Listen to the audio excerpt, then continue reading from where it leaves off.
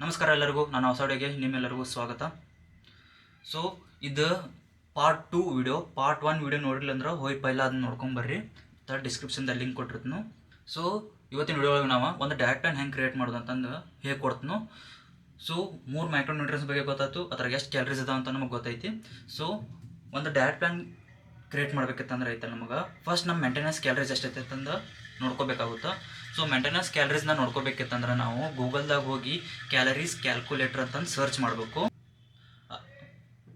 Calories calculator search ಮಾಡಿದಾಗ ನಮ್ಗೆ ಈ ಥರ ಇಂಟರ್ಫೇಸ್ ಬರುತ್ತೆ. ಅವಾಗ ನಮ್ಮ ಏಜ್ ಫಾರ್ ಎಕ್ಸಾಂಪಲ್ ಇವಾಗ 20 ವಯಸ್ಸೈತೆ ಅಂದ್ಕೊಳ್ಳಿ, ಮತ್ತು ಹೈಟು 175 ಐತೆ ಅಂದ್ಕೊಳ್ಳಿ, ಮತ್ತು ವೇಟು ಒಂದು 69 ಐತೆ ಅಂದ್ಕೊಳ್ಳಿ. ಸೊ ಇವಂಗೆ ವೇಟ್ ಗೇನ್ ಮಾಡೋದಿರುತ್ತೆ 80 kg ಮಟ್ಟ. ಸೊ ಇವಂದು 79 kg ವೇಟ್ ಐತೆ ಅಂದ್ಕೊಳ್ಳಿ. ಆಮೇಲೆ ನೀವು ಒಂದು ಆ್ಯಕ್ಟಿವಿಟಿ ಲೆವೆಲ್ ಹಾಕಬೇಕು, ನೀವು ಜಾಸ್ತಿ ಆ್ಯಕ್ಟಿವ್ ಇರ್ತೀರ ಏನಿಲ್ಲ ಅಂತ, ಇಲ್ಲಾಂದರೆ ವರ್ಕೌಟ್ ಎಷ್ಟು ವಾರಕ್ಕೆ ಎಷ್ಟು ಸಲ ಮಾಡ್ತೀರಾ ಅಂತಂದು ಹಾಕಬೇಕು. ಸೊ ಫಾರ್ ಎಕ್ಸಾಂಪಲ್ ನಾನು 6 to 7 ವೀಕ್ಸ್ ಟೈಮ್ ಟ್ರೈನ್ ಮಾಡ್ತೀನಿ ಅಂತಂದು ಹಾಕ್ತೀನಿ. ಸೊ ಅವಾಗ ಕ್ಯಾಲ್ಕುಲೇಟರ್ ಸರ್ಚ್ ಮಾಡ್ತೀನಿ. ಸೊ ಅವಾಗ ಬರುತ್ತೆ ನಮಗೆ ಮೇಂಟೆನೆನ್ಸ್ ಕ್ಯಾಲರೀಸ್ ಅಂತಂದು.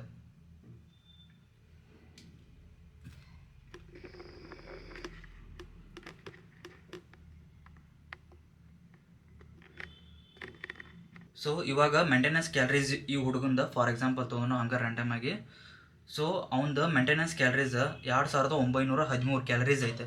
ಸೊ ಆ 2913 ಕ್ಯಾಲರೀಸ್ ಅವ್ನು ತಿಂದ್ರೆ ಐತಲ್ಲ ಡೈಲಿ, ಅವ್ನು ವೇಟು ಗೇನ್ ಆಗೋಲ್ಲ, ಇತ್ತ ಫ್ಯಾಟು ಲೂಸ್ ಆಗಲ್ಲ. ಓಕೆ, ಅವ್ನಿಗೇನಾದ್ರೂ ಸ್ವಲ್ಪ ಫ್ಯಾಟ್ ಲಾಸ್ ಮಾಡ್ಬೇಕಂದ್ರೆ ಅವನು 2663 ಕ್ಯಾಲರೀಸ್ ತಿನ್ಬೇಕಾಗುತ್ತೆ. ಫುಲ್ ಫ್ಯಾಟ್ ಲಾಸ್ ಮಾಡ್ಬೇಕಿತ್ತಂದ್ರೆ ಅವನು 1913 ಕ್ಯಾಲರೀಸ್ ತಿನ್ಬೇಕಾಗುತ್ತೆ.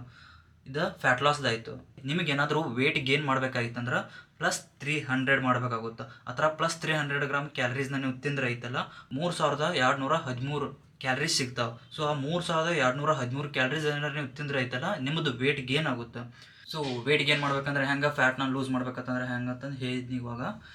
ಇವಾಗ ಇವು ಕ್ಯಾಲರೀಸ್ ಸಿಕ್ಕಾವ ನಿಮ್ಗೆ ಇಷ್ಟ. ಫಾರ್ ಎಕ್ಸಾಂಪಲ್ ಇಷ್ಟು ಕ್ಯಾಲರೀಸ್ ಸಿಕ್ಕಾವ ಅಂದ್ಕೊಳ್ಳಿ. ಆ ಇಷ್ಟು ಕ್ಯಾಲರೀಸ್ ಒಳಗೆ ಐತಲ್ಲ ಕಾರ್ಬ್ಸ್ ಎಷ್ಟು ತಿನ್ನಬೇಕು, ಪ್ರೋಟೀನ್ ಎಷ್ಟು ತಿನ್ನಬೇಕು, ಮತ್ತು ಫ್ಯಾಟ್ ಎಷ್ಟು ತಿನ್ಬೇಕಂತಂದು ಹೇಳ್ತೀನಿ ನೋಡಿರಿ. ಫಾರ್ ಎಕ್ಸಾಂಪಲ್ ನಿಮ್ದು ಗೋಲ್ ಏನಾದರೂ ಫ್ಯಾಟ್ ಲಾಸ್ ಆಗಿದ್ರೆ ಐತಲ್ಲ, ನಿಮ್ದು ಕ್ಯಾಲರೀಸ್ ಒಳಗೆ ಐತಲ್ಲ 40% ಆಫ್ ಕ್ಯಾಲರೀಸ್ ಐತಲ್ಲ ಪ್ರೋಟೀನಿಂದ ಬರಬೇಕು. ಇನ್ನು 30% ಕ್ಯಾಲರೀಸ್ ಕಾರ್ಬೋಹೈಡ್ರೇಟ್ ಸೋರ್ಸಿಂದ ಬರಬೇಕು. ಇನ್ನು ಉಳ್ಕಿ 30 ಗ್ರಾಮ್ ಕ್ಯಾಲರೀಸ್ ಐತಲ್ಲ. ಸೊ ನಿಮ್ದು ಗೋಲ್ ಏನಾದರೂ ವೇಟ್ ಗೇನ್ ಆಗಿದ್ರೆ ಐತಲ್ಲ, ನಿಮ್ಮ ಕ್ಯಾಲರೀಸ್ ಎಷ್ಟು ಕ್ಯಾಲರೀಸ್ ಸಿಕ್ಕಿರುತ್ತೆ ಅಷ್ಟು ಕ್ಯಾಲರೀಸ್ ಒಳಗೈತಲ್ಲ 50% ಆಫ್ ಕ್ಯಾಲರೀಸ್ನ ನಾವು ಕಾರ್ಬೋಹೈಡ್ರೇಟ್ ಸೋರ್ಸಿಂದ ತೊಗೋಬೇಕು. ಇನ್ನು ಉಳ್ಕಿದ್ದು 25 ಉಳಿತಲ್ಲ ಅದನ್ನ ನಾವು ಪ್ರೋಟೀನು ಮತ್ತು ಫ್ಯಾಟ್ಸ್ ಒಳಗೆ ತುಂಬಿಸ್ಬಿಡ್ಬೇಕು. ಸೊ ನಮಗೈತಲ್ಲ ಬಲ್ಕಿಂಗ್ ಟೈಮ್ದಾಗ ಪ್ರೋಟೀನ್ ಅಷ್ಟು ಇಂಪಾರ್ಟೆನ್ಸ್ ಕೊಡಬಾರ್ದು.